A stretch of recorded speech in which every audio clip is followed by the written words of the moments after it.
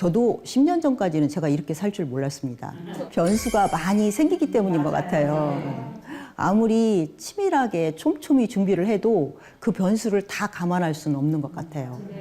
그래서 어떤 변수들은 사람을 좌절하게 하기도 하고. 저에게는 딸이 있었어요. 그 딸이 23살 되던 2017년 어느 날 저에게 엄마 나는 트랜스젠더예요 하고 커밍아웃 했어요. 커밍아웃이란 벽장문을 열고 밖으로 나온다고 해서 성소수자가 자신을 드러내는 걸 의미하거든요.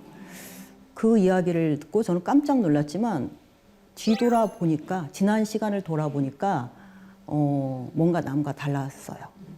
정말 너무 슬퍼서 그때 처음으로 다큐멘터리 감독님을 제가 먼저 와달라고 해서 카메라 앞에서 이야기를 했어요. 네가 만약에 사는 것이 죽는 것보다 힘들다고 생각이 들면 너 혼자서 결정하지 말고 나에게 말해줘. 엄마가 스위스에 같이 가줄게.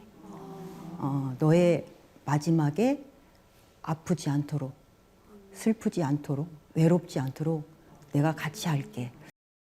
안녕하세요, 여러분. 반갑습니다.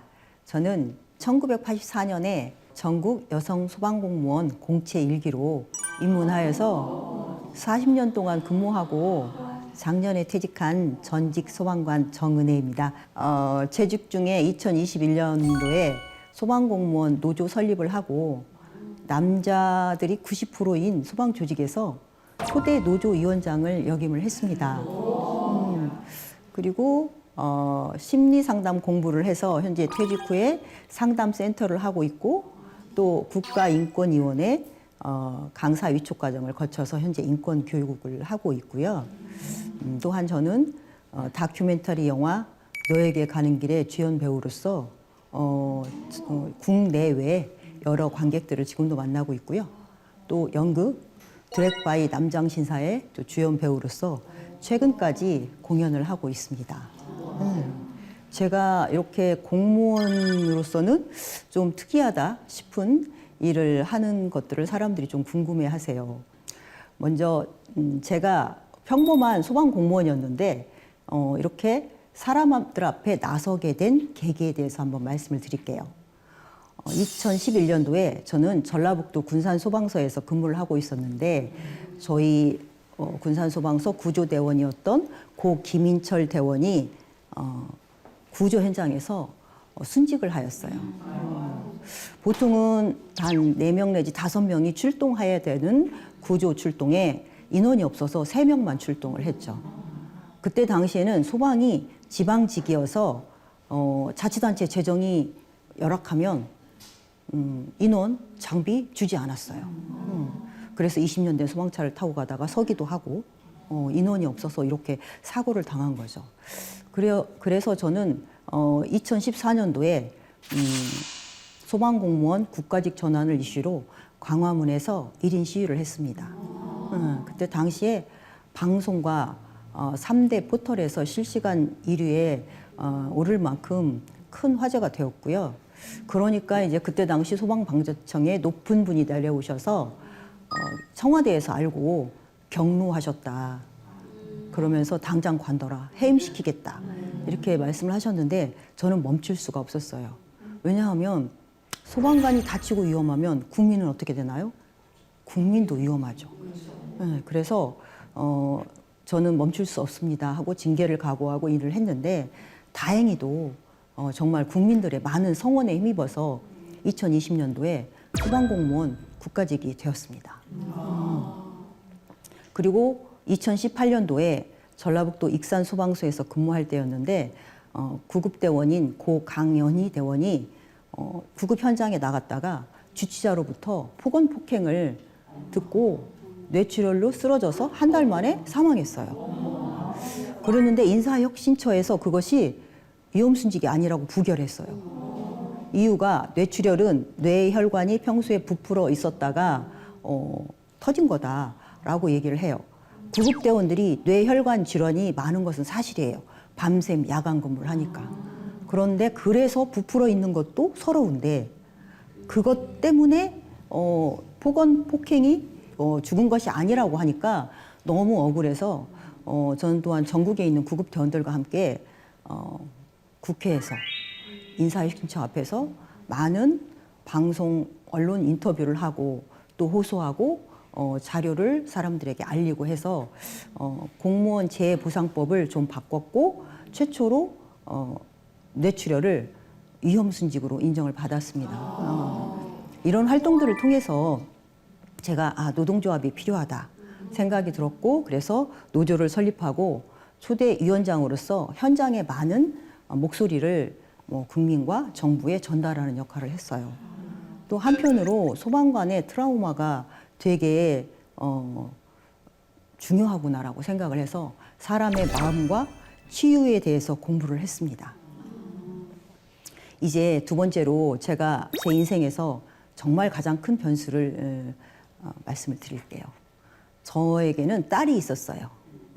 그 딸이 23살 되던 2017년 어느 날 저에게 엄마 나는 트랜스젠더예요 하고 커밍아웃 했어요.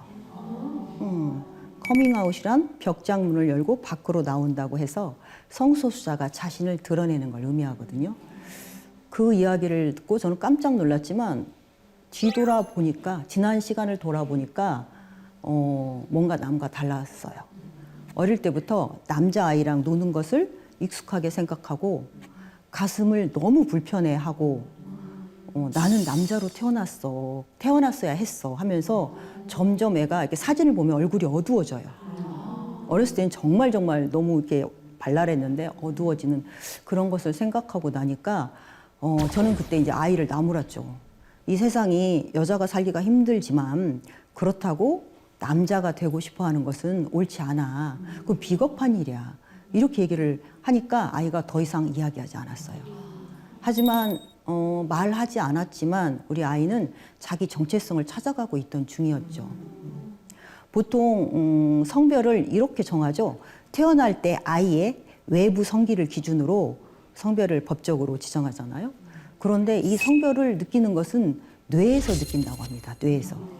그래서 이 뇌에서 느끼는 성별과 자기 신체가 일치하는 사람은 저처럼 시스젠더예요. 근데 이게 일치하지 않아서 많은 고통을 느끼는 사람들이 트랜스젠더입니다. 사회적, 정신적으로 고통을 많이 느끼죠. 여러분들 성소수자가 주변에 있은 걸 보신 적 있나요? 별로 없으시죠? 네. 그래서 성소수자를 사람들이 전설 속의 용처럼 생각합니다. 용은 어떤 존재인가요? 들어는 봤지만 본 적이 없어요. 네. 그런 용 같은 존재가 과연 얼마나 있을까? 이 어느 문화권이나 5% 내지 인구의 5% 내지 10%가 있다고 하고 우리나라도 이제 글로벌 그 여론조사 기관인 입소스가 2023년에 우리나라를 대상으로 조사한 바에 따르면 7%가 넘는다고 해요. 그런데 우리가 본 적이 없다 한 것은 그들이 자신을 드러내기에 안전한 사회가 아니라고 생각하기 때문이죠. 그래서 혹시 주변에 만약에 성소수자가 자신을 여러분께 드러낸다 그러면 그건 여러분들을 아주 신뢰하기 때문이에요. 자신이 스스로 좋은 사람이라고 자부하셔도 좋습니다. 여러분 주변에 혹시 내 주변에 성소수자가 있을까 이렇게 짐작하시는 분이 계신가요? 계시다 하더라도 이렇게 그분에게 아는 척을 하시면 안 됩니다. 그건 아우팅이라고 합니다.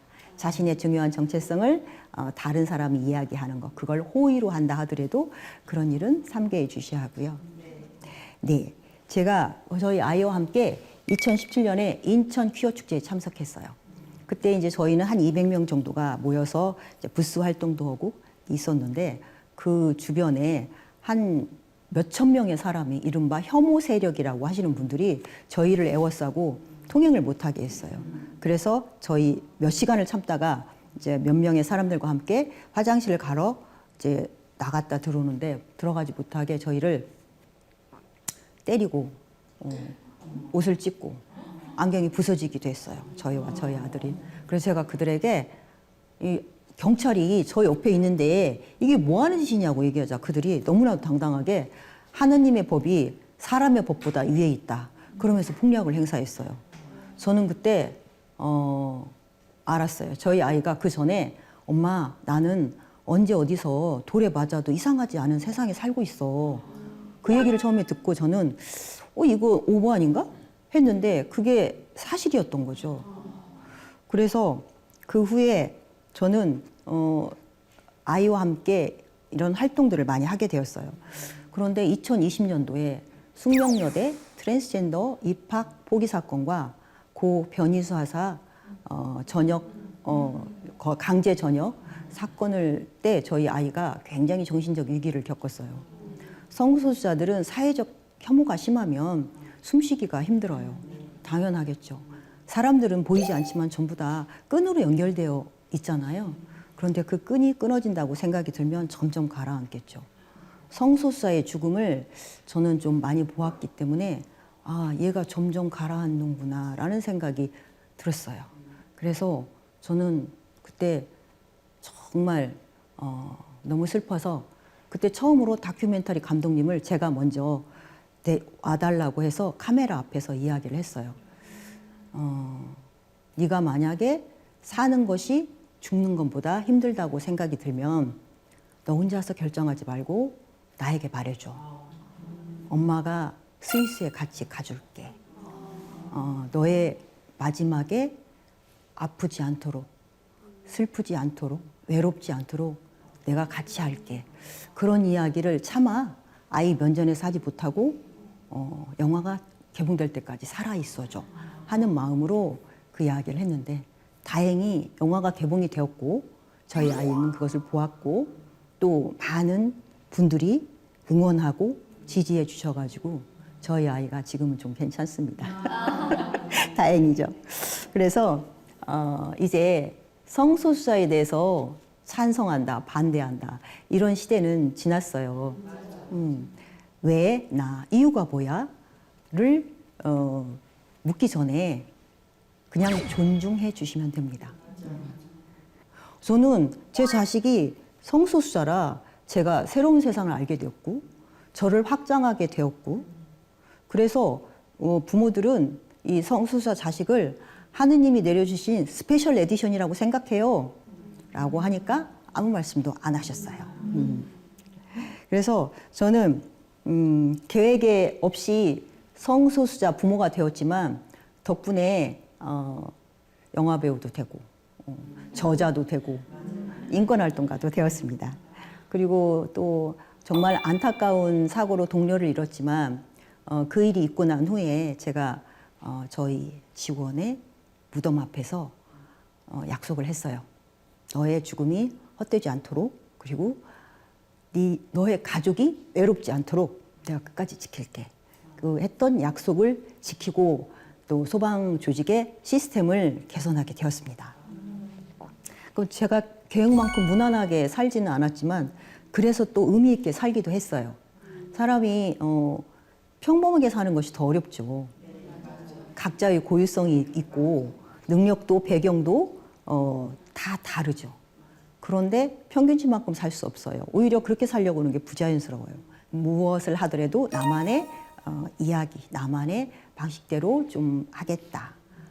상담하는 이호선 박사님 멋진 말씀이 있어요. 막춤을 추더라도 나만의 춤을 추자. 굉장히 멋있는 말씀이죠. 그래서 그렇게 나만의 좀 방식으로 살려고 했고요. 계획대로 실은 되지 않는 인생이었지만 또 그 방식대로 저처럼 덕분에 조금 세상을 바꿀 수도 있었고 또 각자 또 인생 무대에서 이제 배우가 될 수 있죠. 배우가 되고 또 강연자가 될 수 있어요. 왜냐하면 우리 모두가 각본 없는 무대에서 자기 인생을 살고 있잖아요. 그래서 여러분 만약에 커다란 변수가 인생에 생긴다면 오히려 반갑게 맞이하고 그 변수를 기회 삼아서 여러분의 인생 무대에서 더 드라마틱하고 가장 멋진 주인공이 되시기를 바랍니다.